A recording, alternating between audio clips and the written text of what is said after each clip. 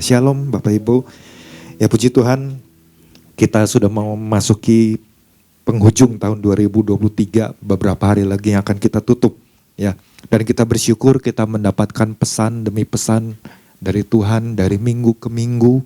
Ya Bapak Gembala terus datang kepada Tuhan, cari apa yang Tuhan mau terus arahkan. Ya, dan kita bersyukur kita dapat pesan Tuhan dari minggu ke minggu, kita terus belajar, kita diingatkan banyak hal.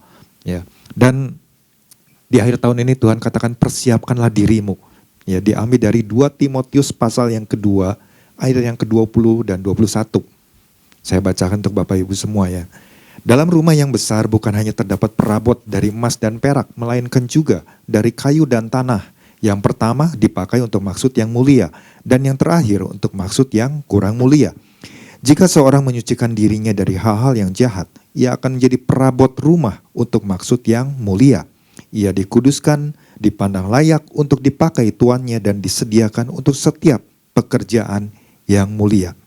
Nah, Bapak Gembala sudah sampaikan ya, seperti yang Bapak Gembala sampaikan oleh pesan Tuhan ini, dikarenakan Tuhan lagi mau melakukan sesuatu melalui siapa? Melalui diri kita. Ya, melalui diri kita. Karena Tuhan katakan persiapkanlah dirimu. Ya. Karena apa? Karena ada perkara-perkara yang besar yang Tuhan mau percayakan melalui setiap kita, dan harusnya kita menjadi orang-orang yang yes Tuhan, terima kasih karena Tuhan percayakan sesuatu. Kita harus responi ini. Ya, saya coba merenungkan kembali apa yang menjadi pesan Tuhan ini. Saya ingat kalau dari 2 Timotius pasal yang kedua, ayat yang ke-20 ini, 20-21 khususnya, yang kita terima minggu ini. Coba saya ingatnya di ayat yang ke-20. Karena apa? Saya ingat sekali ini adalah satu ayat yang menjadi pegangan hidup saya. Ketika saya lahir baru, pertama kali saya datang dulu masih di BRI. Setelah bertobat, ya di hari Minggu itu lahir baru, kemudian saya memutuskan untuk datang di doa pagi. Saya lupa cuma tepatnya apakah di hari itunya, di hari Seninnya, apakah di hari berikutnya, beberapa hari lah setelah saya lahir baru. Saya dapat ayat ini tuh langsung saya nangkep. Ketika dikatakan dalam rumah yang besar, bukan hanya terdapat perabot dari emas dan perak, melainkan juga ya dan seterusnya. Terus dikatakan apa? Yang pertama dipakai untuk maksud yang mulia. Nah ketika saya baca ayatnya yang pertama dipakai untuk maksud yang mulia, di situ saya langsung berkata dalam hati saya kepada Tuhan, Tuhan saya mau dipakai sebagai alatmu di rumahmu, sebagai alat yang mulia. Saya mau menjadi emas atau saya mau menjadi perak. Ya. Tapi saya berpikir kalau kayu dan tanah gimana ya? Apakah kayu dan tanah juga enggak berfungsi menjadi sesuatu yang mulia? Ketika saya renungkan lagi, sebenarnya bisa dipakai. Kalau tanah ya saya anggap tanahnya bukan tanah pasir itu ya. Tanah pun bisa difungsikan menjadi campuran dari semen untuk membangun sebuah rumah menjadi sesuatu yang mulia, ya, sesuatu yang indah. Begitu juga dengan kayu. Kayu pun bisa menjadi sesuatu yang mulia ketika ditangani oleh mungkin ahli yang bisa membuat mungkin satu karya seni yang luar biasa. Tetapi di sini bagaimana dikatakan emas dan perak. Kalau kita renungkan sama emas dan perak, emas itu bercahaya. Emas atau perak itu bercahaya. Kalau apa? Kalau mereka sudah dibentuk. Kalau emas batangan kan mungkin awalnya ya seperti itu. Lama-lama kalau disimpan ya burem. Ya nggak ada cahaya apapun. Tapi punya nilai yang tinggi. Tapi kalau ketika sudah mulai dibentuk menjadi sesuatu. Mungkin menjadi sebuah cincin atau sebuah gelang. Wah belum lagi mungkin ditambah dengan taburan batu-batu permata atau mungkin berlian. Wah ketika orang melihat, wah menjadi sesuatu yang indah. Tetapi kan itu perlu proses. Waktu dibuat ya, yang namanya emas atau perak dibuat, dihancurkan lebih dahulu, dilebur, masuk ke dalam perapian, sekian panasnya, kemudian dibentuk, dipalu dan sebagainya, dipukul. Ya, mungkin kalau emas bisa berkata, aduh aku menderita. Tapi itu adalah sebuah proses untuk mendapatkan sesuatu yang mulia. Ya. Nah, tapi jangan lupa di ayat yang ke-21-nya. Ya. Karena kan dulu saya pikir ayat 20 menjadi pegangan nih buat saya. Tapi ayat 21-nya dikatakan begini, jika seorang menyucikan dirinya dari hal yang jahat, ia akan menjadi perabot rumah untuk maksud yang mulia. Oh, berarti ada tugas lagi yang harus kita perhatikan di sini baik-baik. Ya, di situ dikatakan jika seorang menyucikan dirinya. Nah, kemarin kan kita sudah dijelaskan ya beberapa hal yang bisa memperlengkapi kita. Artinya di sini buat saya pribadi saya diingatkan, hey kamu Petrus, kamu ingat nggak waktu janji kamu sama aku sama Tuhan? Ya, waktu pertama kali kamu datang, di situ saya jadi ingat lagi. Mungkin ada hal-hal yang sudah saya lupakan. Mungkin ada hal-hal yang selama ini tanpa saya sadari, saya sudah melakukan hal yang tidak berkenan di hadapan Tuhan. Ya. Nah, karena di situ dijelaskan kan dilakukan untuk menyucikan diri dari hal-hal yang jahat. Ya. Nah, pagi hari ini saya mau menekankan di bagian ininya, ya, menyucikan diri dari hal-hal yang jahat. Jadi kalau kita perhatikan, ini ibaratnya tuh saya membayangkan begini. Ibaratnya Tuhan lagi punya satu rencana, ya, untuk mengadakan sebuah acara yang besar, sebuah acara yang luar biasa, dan Tuhan percayakan kepada kita, ya, orang-orang yang ada di muka bumi ini sebagai panitia pelaksana. Ya. Kalau kita sebagai panitia pelaksana, maka yang harus kita lakukan adalah apa? Kita harus persiapkan segala sesuatu gimana supaya acara punya Tuhan kita yang adalah Tuhan Yesus Kristus bisa berjalan dengan baik, bisa berjalan dengan sukses, bisa berjalan membawa sesuatu yang berpengaruh. Ya, tentu kita harus lakukan sesuatu. Ya, sama kalau orang mau mengadakan pesta, mungkin dia cari misalnya event organizer-nya, gimana supaya acara ini bisa berhasil. Wah, mereka mulai membuat sebuah susunan. Mereka berdiskusi mungkin dengan pemilik acara. Demikian juga kita. Kita juga harus berdiskusi, harus terus bertanya sama sang pemilik yang punya acara. Tuhan maunya seperti apa? Dan kita harus ikuti, nggak bisa Tuhan maunya ini, kita maunya ini. Kita harus ikuti apa yang menjadi kemauan Tuhan. Ya. Karena ketika Tuhan ingatkan, persiapkanlah dirimu. Ya. Ini yang harus kita lakukan tentu. Ya. Kalau kita baca dari inti pesan Tuhannya, banyak orang percaya sebetulnya di dalam hati kecilnya rindu untuk dipakai Tuhan. Tapi di situ katakan enggan, atau tepatnya tidak tahu cara mempersiapkan dirinya, atau mungkin nggak yakin. Ya. Nah, Bapak Gembala sudah sampaikan, ada satu poin yang kemarin disampaikan. Ya, kita harus menjaga hidup tetap bersih. Ya, dan dua rekan yang lain kemarin 2 hari kemarin juga membagikan ya poin-poin yang perlu kita untuk terus pelajari. Ya. Nah, berkaitan dengan pesan Tuhan ini, ya apa yang saya dapatkan, apa yang saya renungkan, ya. Bagaimana supaya kita bisa mempersiapkan diri kita agar kita bisa jadi alatnya Tuhan, ya, bisa dipakai untuk melakukan perkara-perkara yang besar. Yang pertama adalah tindak lanjuti dengan pertobatan yang sungguh-sungguh. Pertobatan yang, ya boleh dikatakan pertobatan yang sejati, bukan pertobatan yang setengah-setengah. Cuma memilah, aduh Tuhan yang ini bisa, yang ini belum bisa, yang dan lain sebagainya, enggak. Kalau di situ dikatakan di ayat yang ke-21, ya, jika seorang menyucikan dirinya dari hal-hal yang jahat. Nah, kata menyucikan diri ini di dalam terjemahan bahasa Inggrisnya kan di sini cleanse truly, ya, membersihkan secara menyeluruh. Jadi nggak ada cuma sebagian atau cuma sedikit aja, tapi secara menyeluruh. Ya. Artinya kan jangan ada sesuatu yang disayang-sayangkan. Apalagi ini kan yang sesuatu yang dikatakan menyucikan diri dari hal-hal yang jahat. Ya. Berarti kan ada sesuatu yang bertentangan dengan kehendak Tuhan. Ya. Ini yang harus kita sama-sama belajar. Artinya kalau kita membersihkan diri ya harus sampai tuntas habis. Gitu. Ya. Dari hal-hal yang bertentangan dengan kebenaran, bertentangan dengan kehendak Tuhan. Ya.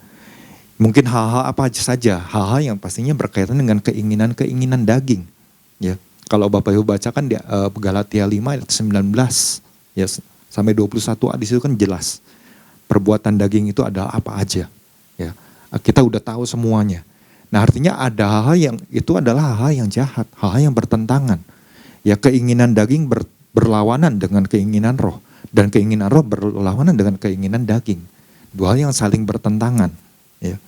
Bahkan Rasul Paulus sendiri dia menyampaikan kepada jemaat yang ada di Korintus. Di dalam 2 Korintus pasal yang ke-7 ayat yang ke-1. Di situ dikatakan, saudara-saudaraku yang kekasih, karena kita sekarang memiliki janji-janji itu. Janji-janji apa? Ya, nanti kita lihat. Ya, marilah kita menyucikan diri kita dari semua pencemaran jasmani dan rohani, dan dengan demikian menyempurnakan kekudusan kita dalam takut akan Allah. Ini Rasul Paulus saja sampai mengajarkan, mengingatkan, menasihati buat jemaat di Korintus. Hal yang sama yang kita terima ya dari Rasul Paulus, supaya kita juga menyucikan diri dari semua, dikatakan. Bukan sebagian, bukan cuma hal-hal tertentu tentang hal-hal yang berkaitan dengan pencemaran jasmani dan rohani, tapi semua di situ dikatakan dengan jelas. Ya. Nah, di situ katakan apa? Rasul Paulus katakan karena kita sekarang memiliki janji-janji itu. Janji-janji apa? Kita mundur satu pasal ya sebelumnya di 2 Korintus pasal yang ke-6. Nanti Bapak Ibu bisa baca ya selengkapnya di 2 Korintus pasal yang ke-6 ayat 11 sampai 18. Nah, saya akan kutip di ayat yang ke-13 dan 14 ini. Di situ dikatakan, maka sekarang supaya timba balik, aku berkata seperti kepada anak-anakku, bukalah hati kamu selebar-lebarnya. Nah, disinilah makanya saya katakan, kalau kita mau melakukan satu bentuk kesungguhan, menyucikan diri dari segala yang jahat, buka hati kita lebar-lebar. Bertobatlah dengan kesungguhan hati. Ya. Jangan setengah-setengah, tapi benar-benar bersungguh-sungguh. Ya. Nah, kan di situ apa? Janganlah kamu merupakan pasangan yang tidak seimbang dengan orang-orang yang tak percaya. Sebab persamaan apakah terdapat antara kebenaran dan kedurhakaan? Atau bagaimanakah terang dapat bersatu dengan gelap? Sudah jelas, terang gak bisa bersatu dengan gelap. Makanya di situ dikatakan ya, Rasul Paulus mengingatkan kepada anak rohaninya Timotius. Seolah Rasul Paulus berkata, terang gak bisa bersatu dengan gelap. Makanya kamu harus menyucikan diri kamu dari segala yang jahat. Ya. Dan itulah alasan kenapa kita juga sama-sama pagi hari ini, oh berarti saya harus melakukan sesuatu. Yaitu saya harus mengambil satu langkah. Kemarin saudara Madu udah ingatkan, segera, jangan ditunda-tunda, ya lakukan segera, bertobat. Ya. Bapak Ibu tentu ingat satu tokoh ya di dalam Alkitab ketika saya renungkan ini, satu tokoh namanya Yohanes. Ya. Yohanes waktu dia lahir, jauh sebelum dia ada di bumi ini, Tuhan sudah mempersiapkan sesuatu, mempersiapkan segala sesuatunya. Ya, Allah Bapa di surga sudah mempersiapkan segala sesuatunya. Lewat Nabi Yesaya disampaikan. Kemudian ketika orang tuanya Zakaria, ya, yang adalah imam pada waktu itu, ketika dia masuk ke bait Allah, karena pada waktu itu dialah yang akhirnya terpilih untuk masuk menjadi imam. Mendapatkan satu pertemuan, ya satu perkataan Tuhan bahwa Zakaria engkau akan memiliki anak. Dan anak ini kan dikatakan kalau Bapak Ibu baca di dalam Lukas pasal yang pertama.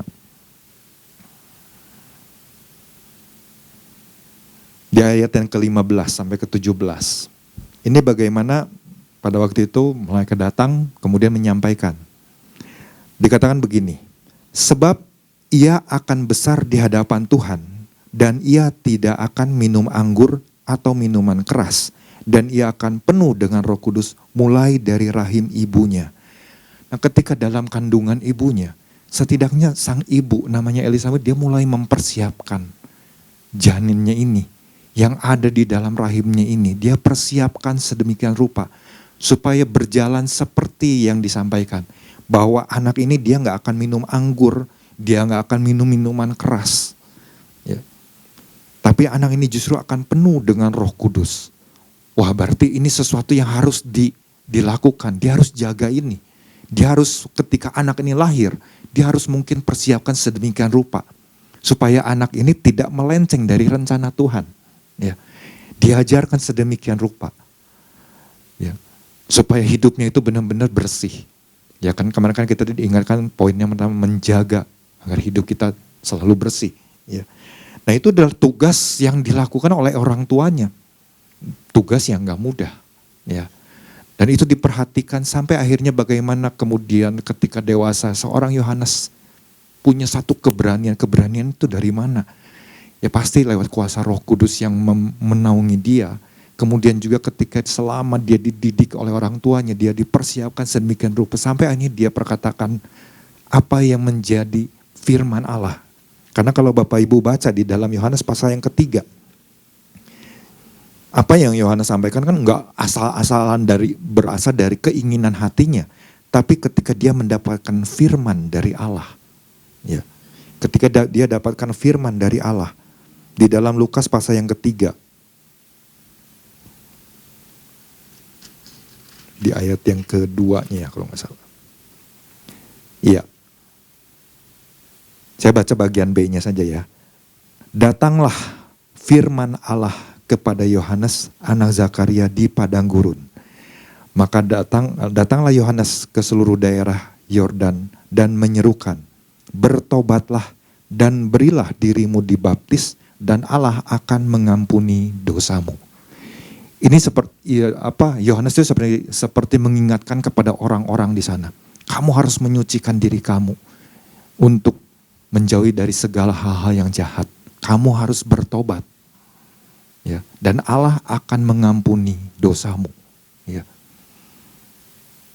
Wah, ketika hal itu disampaikan, orang-orang kan berpikir, wah siapa ini? Ya, Yohanes ini siapa? Gitu. Oh ternyata orang menganggap, oh ada yang menganggap dia Mesias, dia Nabi dan sebagainya. Tetapi bagaimana ketika Tuhan persiapkan bahwa dia akan menjadi besar, ya itu terjadi. Artinya kan Yohanes itu ketika dalam hidupnya dia sudah dipersiapkan untuk melakukan ada sesuatu perkara yang besar. Ada satu pekerjaan yang mulia yang harus diselesaikan, yang harus dijalankan oleh seorang Yohanes Pembaptis. Dan bagaimana dia kan di padang gurun itu dia berseru-seru. Ya. Bertobatlah sebab kerajaan Allah sudah dekat. Itu adalah nubuatan dari terjadi nubuatan dari Nabi Yesaya bahwa di padang gurun ada orang yang berseru-seru, persiapkanlah jalan bagi Tuhan. Jadi Yohanes ini dia lagi persiapkan jalan bagi kedatangan Yesus. Karena apa? Karena Yesus akan melakukan satu perkara yang luar biasa ketika datang di muka bumi. Yaitu menyelamatkan orang-orang, membawa orang-orang datang kembali kepada Bapa di surga. Wah itu satu tanggung jawab yang besar, satu tugas yang luar biasa. Nah ini juga yang menjadi bagian kita ketika kita kemarin diingatkan bahwa Tuhan akan melakukan hal-hal, perkara-perkara yang besar melalui kita. Berarti kita pertama-tama yang harus kita lakukan ya segera ambil satu keputusan. Ketika kita diingatkan menjaga diri kita bersih, maka kita harus ambil satu tindakan kita. Yang pertama adalah langkah pertama, yuk bertobat. Ya, kita periksa lagi diri kita, apa yang mungkin Tuhan selama ini yang tanpa saya sadari saya sudah melakukan hal-hal yang tidak berkenan. Atau mungkin saya tahu saya melakukan hal yang tidak berkenan, saya terus lakukan. Ya. Seolah-olah kan kita lagi menyadari hal ini, ya segeralah bertobat, segera lakukan pemberesan. Karena apa? Karena kalau kita lihat, perhatikan apa yang Yohanes kemudian katakan di ayat-ayat selanjutnya di dalam Lukas pasal yang ketiga. Itu kan sebetulnya ada arahan-arahan, ya, ada tuntunan yang disampaikan, ya, di dalam Lukas pasal yang ketiga ini. Di ayat yang ke-9-nya, di situ sudah jelas, kapak sudah tersedia pada akar pohon dan setiap pohon yang tidak menghasilkan buah yang baik akan ditebang dan dibuang ke dalam api. Nah kemudian ketika orang dengar itu, orang banyak bertanya, jika demikian, apa yang harus kami perbuat? Kami nggak tahu, kami harus mempersiapkan diri seperti apa. Waktu engkau mempersiapkan diri bahwa bertobat, kerajaan Allah sudah dekat, wah, akan adanya kehadiran Immanuel, Yesus Kristus. Apa yang harus kami perbuat? Ya, Yohanes mengajarkan. Ya di situ dia mengajarkan. Ya di situ ada pemungut cukai datang. Ya, Dia juga bertanya, "Guru, apa yang harus kami perbuat?" Ya, di ayat yang ke-12. Jawab Yohanes. "Jangan menagih lebih banyak daripada yang telah ditentukan bagimu." Artinya kan mungkin selama ini orang-orang yang penagih-penagih itu menagih mungkin hutang atau dan sebagainya lebih dari apa yang seharusnya mungkin dibayar, mereka terima. Ya. Nah, itu udah sesuatu yang tidak berkenan, sesuatu yang salah. Kemudian apalagi prajurit-prajurit juga bertanya, "Dan kami," katanya, "apa yang harus kami perbuat?" Jawab Yohanes kepada mereka, "Jangan merampas dan jangan memeras dan cukupkanlah dirimu dengan gajimu." Nah, itu kan arahan-arahan dari Yohanes itu adalah sesuatu yang dimana di situ berkaitan dengan hal-hal yang tadi dikatakan di dalam 2 Timotius pasal yang kedua dan ke-21. Bahwa jika seorang menyucikan dirinya dari segala hal yang jahat. Jadi mungkin selama ini mungkin ada prajurit-prajurit yang melakukan hal yang jahat, ada penagih-penagih dan lain sebagainya. Nah, mungkin kalau kita kaitkan dengan hari sekarang, yuk kita renungkan lagi apa yang mungkin selama ini tanpa kita sadari atau kita sadari sendiri, kita sudah melakukan hal-hal yang salah. Kita harus segera perbaiki, ya, segera bertobat. Ya. Dengan pertobatan yang sungguh-sungguh, pertobatan yang sejati. Maka ketika kita melakukan hal itu, dikatakan apa di ayat yang ke-21 bagian akhirnya? Di situ dikatakan, ia dikuduskan, dipandang layak untuk dipakai tuannya. Jadi kalau kita mau menjadi pribadi yang mau dipakai oleh Tuhan, minggu lalu menjadi prajuritnya Tuhan, di situ dikatakan mau dipandang layak untuk dipakai oleh tuannya, berarti kita yang pertama adalah lakukan pertobatan. Ya, lakukan pertobatan kita dengan kesungguhan hati, lakukan pemberesan. Ya, kalau mungkin masih ada kepahitan, mungkin masih ada hal-hal yang berkaitan dengan pencemaran, ya, apakah itu secara jasmani ataukah itu secara rohani, ya, bereskan. Ya. Maka di situ dikatakan bahwa tuannya ini, waktu dia melihat, wah dia udah dipandang layak, dia bisa dipakai. Karena di situ dikatakan disediakan untuk setiap pekerjaan yang mulia. Tapi kalau kita memutuskan, Tuhan saya masih belum bisa bertobat, tuannya pun melihat bagaimana orang ini mau dipandang layak, dipakai sebagai alatku. Ya. Dia nggak akan dipakai. Bahkan mungkin tugas-tugas yang tadinya mungkin dipersiapkan buat orang tersebut, disediakan buat dia, mungkin dihapus, diberikan kepada yang lain, yang lebih layak. Nah, disinilah kita harus sadar bahwa gimana supaya kita bisa persiapkan diri. Seperti yang dikatakan oleh Paulus kepada Timotius, jika seorang menyucikan dirinya, artinya kita harus segera lakukan, ya, pembersihan dari segala kekotoran, dari segala mungkin kesalahan, dari segala dosa. Ya, itu yang pertama. Yang kedua, ketika saya dapatkan lagi, Tuhan apalagi kalau kita udah memutuskan, ya Tuhan, saya mengakui segala dosa. Ya, kita akui dosa-dosa kita, Tuhan mengampuni. Terus apa yang harus kita lakukan setelah itu?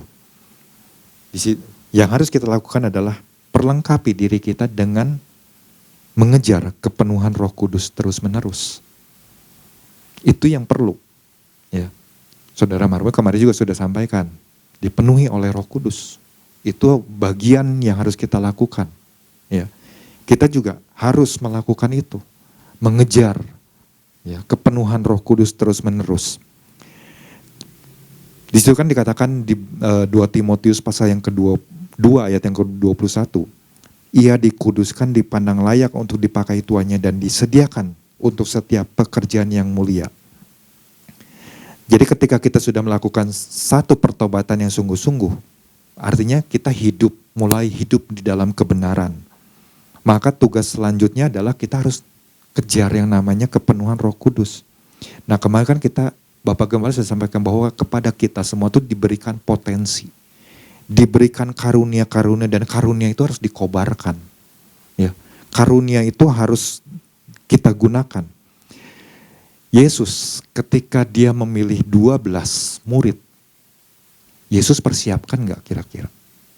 Oh, dia persiapkan. dengan caranya.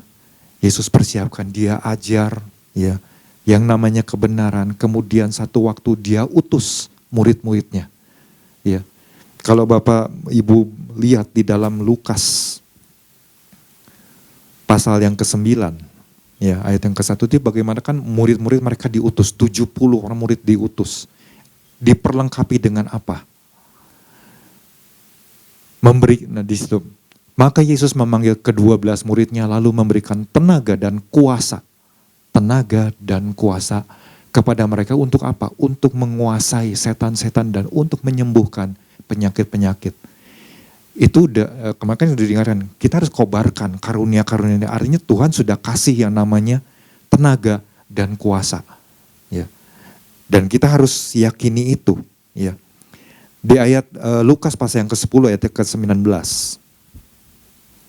Di situ dikatakan, sesungguhnya aku telah memberikan kuasa kepada kamu untuk menginjak ular dan kalajengking dan kuasa untuk menahan kekuatan musuh sehingga tidak ada yang akan membahayakan kamu. Kita nggak tahu di depan sana apa yang akan Tuhan lakukan, perkara besar apa. Tetapi di situ kita diingatkan, Tuhan sudah kasih yang namanya kuasa. Untuk apa? Menginjak ular. Artinya kita diberikan kuasa untuk melawan segala kuasa-kuasa kegelapan. Mengalahkan musuh, mengalahkan iblis. Ya. Menginjak ular dan kalajengking. Dan kuasa untuk menahan kekuatan musuh. Bahkan tadi kan kalau kita lihat, untuk menumpangkan tangan mendoakan orang-orang yang sakit. Itu adalah sesuatu yang hal-hal yang luar biasa yang Tuhan mau percayakan kepada kita. Ya. Nah, ketika murid-murid mungkin lagi di dalam masa persiapannya, mungkin mereka nggak sadar, ya, nggak sadar bahwa Tuhan lagi persiapkan mereka. Wah, waktu udah diutus pergi, wah akhirnya mereka kembali kan. Kalau di Lukas pasal yang ke-10 ini kan ayat yang ke-9, kalau judul pada mereka kembali, ya, 70 murid ini kembali. Wah, mereka bersuka cita. Mereka laporan sama Yesus. Wah, guru, kami sudah melakukannya. Wah, banyak orang-orang akhirnya disembuhkan. Ya. Tetapi kan Yesus ingatkan hal yang lain bahwa jangan kau bersuka cita, tapi bersyukurlah karena namamu ada tertulis. Ya, itu kan sesuatu yang luar biasa. Artinya kita semua ini nama-nama kita ditulis di dalam kitab kehidupannya Tuhan, dan Tuhan sudah lagi mau kasih tugas nih buat kita. Nah, mau nggak kita sekarang persiapkan diri kita untuk melakukannya nanti? Ya, tentu kita mau, ya, kita pasti mau. Nah, kalau kita kaitkan lagi dengan mungkin kenapa Tuhan kasih visi 2024, ya, raise the paralyzed, membangkitkan orang yang lumpuh. Wah, berarti ada sesuatu nih, ya. Di akhir tahun Tuhan kasih ini berarti ada sesuatu. Cuma bagian kita adalah kita harus ingat, terang nggak bisa bersatu dengan gelap. Berarti saya harus hidup di dalam kepenuhan Roh Kudus hari lepas hari. Tujuannya adalah apa? Kalau kita lihat perjalanan murid-murid Yesus, ketika Yesus sudah naik ke sorga, murid-murid diperintahkan untuk apa? Nantikanlah. Ya, artinya kita menanti-nantikan pribadi yang dijanjikan. Pribadi yang Tuhan sudah berikan kepada kita saat ini, yaitu pribadi Roh Kudus. Pribadi yang akan mengajarkan segala sesuatu. Pribadi yang akan mengingatkan. Ya. Pribadi yang luar biasa sebetulnya. Ya. Pribadi yang akan menginsafkan dunia. Dikatakan, wah ini kan satu pribadi yang luar biasa, yang sebetulnya bukan hanya menginsafkan dunia, kita lebih dulu diinsafkan. Waktu kita diingatkan, kamu harus menyucikan diri kamu. Ya, kalau kamu mau dipakai menjadi alatnya Tuhan yang mulia, dia juga dikatakan apa? Akan memimpin kamu ke dalam seluruh kebenaran. Ini kan pribadi yang luar biasa. Nah, kalau kita nggak mau mengejar kepenuhan Roh Kudus, bagaimana kita bisa melakukan tugas yang Tuhan lagi mau percayakan ini? Karena kalau kita lihat di dalam Kisah Para Rasul ini, bagaimana murid-murid ketika mereka mengalami kepenuhan Roh Kudus di hari Pentakosta, apa yang mereka lakukan? Perbuatan-perbuatan yang besar. Orang-orang datang, orang-orang bertobat, orang-orang disembuhkan. Dan itulah tugas kita. Ketika Tuhan berikan visi, membangkitkan orang yang lumpuh. Artinya wah, ini jelas harus kita responin dengan satu antusias nih, ya. Jangan kita menjadi itu lagi, udahlah, saya enggak mau, ya. Keputusan ada di tangan kita sendiri, Bapak Ibu. Kalau Rasul Paulus saja ingatkan kepada anak rohaninya, jika seorang menyucikan diri, hal yang sama datang kepada kita pribadi lepas pribadi. Jika kamu mau menyucikan diri kamu dari segala yang jahat, ya kamu akan dikuduskan, dipandang layak oleh Tuannya, dan disediakan ya pekerjaan yang mulia. Nah itulah yang harus kita sama-sama ya menjelang akhir tahun ini kita persiapkan diri. Ya, kita persiapkan diri. Tentu masih banyak hal yang perlu kita renungkan. Tetapi kalau Bapak Ibu mungkin intinya lebih kepada kalau kita renungkan dari Galatia pasal yang ke-5 aja. Ya, dari ayat yang ke-19 sampai ke-21 bagian. Di situ kan mungkin banyak hal. Mungkin ada perbuatan-perbuatan yang berkaitan dengan percabulan kah? Atau mungkin hal-hal yang berkaitan dengan hawa nafsu kah? Ya. Mungkin ada amarah, ada dengki, ada iri hati, ya. Dan banyak hal yang sebenarnya mungkin kalau kita renungkan satu persatu, mungkin saya masih lemah dalam hal ininya nih. Ya segera lakukan. Bertobat, kemudian datang sama Tuhan. Tuhan, aku pengen penuh dengan Roh Kudus. Supaya kuasa itu benar-benar bisa aku lakukan untuk siapa? Tentu untuk kerajaan sorga, untuk Tuhan Yesus. Karenanya mari kita sama-sama pagi hari ini ya. Ini yang bisa saya bagikan, ya semoga bisa terus memperlengkapi Bapak Ibu, ya. Dan tentu saya secara pribadi juga diingatkan untuk terus, ya, menjadi orang yang mau berjalan tentu bersama dengan Tuhan Yesus. Tuhan Yesus memberkati.